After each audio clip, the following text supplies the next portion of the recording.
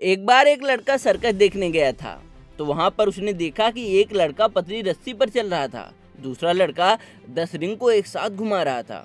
उस लड़के ने अपने पिताजी से पूछा कि पिताजी यह ऐसा कैसे कर लेते हैं। तो उनके पिताजी ने बताया कि यह सब प्रैक्टिस का कमाल है। प्रैक्टिस की हमारी लाइफ में बहुत ही बड़ा योगदान होता है। कितने भी बड़े प्लेयर हों, चाहे रोहित हों, कोहली हों, वह मैदान पर एक दिन की परफॉर्मेंस से पहले कई दिनों तक कड़ी मेहनत करते हैं। सिंगर एक गाने को गाने से पहले कई बार उसकी प्रैक्टिस करता है।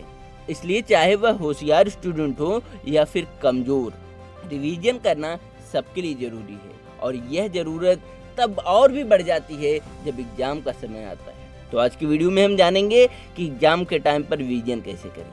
कोई भी स्टूडेंट कुछ नया सीखता है तो बहुत जल्दी उसे भूल जाता है, क्योंकि उसके बारे में उसने पहली बार सुना होता है। पहली बार कोई चैप्टर पढ़ने पर वह सिर्फ थोड़े टाइम के लिए ही याद रहता है, लेकिन एक बार रिवीजन करने के बाद वह लंबे समय तक याद हो जाता है। इसलिए रिवीजन करना बहुत ही ज़रूरी है। वैज्ञानिकों ने 4 स्टेप बताए हैं जिससे हम रिवीजन कर सकते हैं। ज़्यादातर स्टूडेंट जब पहली बार कोई चैप्टर पढ़ते हैं तो उन्हें 24 से 48 घंटे तक वह याद रहता है। इसलिए पहला रिवीजन 24 से 48 घंटे के बाद कर लेना चाहिए। जब विद्यार्थी एक बार रिवीजन कर लेता है तो वह चैप्टर उसे 7 से 10 दिन के बीच में याद रहती है। इसलिए दूसरा रिवीजन 7 से 10 दिन के बाद करना चाहिए।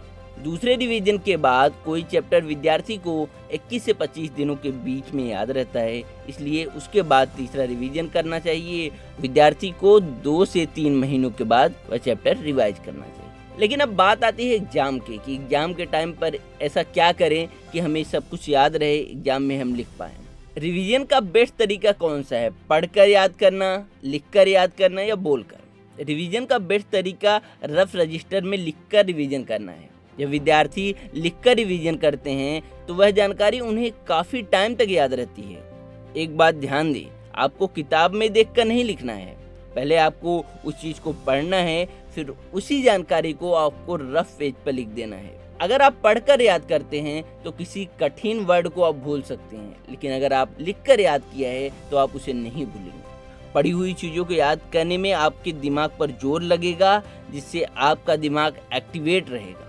और एग्जाम के लिए एक टिप और रहेगी, आपके टीचर ने ज़रूर कुछ क्वेश्चन करवाए होंगे और बताया होगा कि वह एग्जाम के लिए इम्पोर्टेंट है। उन क्वेश्चन को ज़रूर सॉल्व कीजिए और पुराने 3 साल के क्वेश्चन पेपर को सॉल्व करिए और उसका रिवीजन करते रहिए।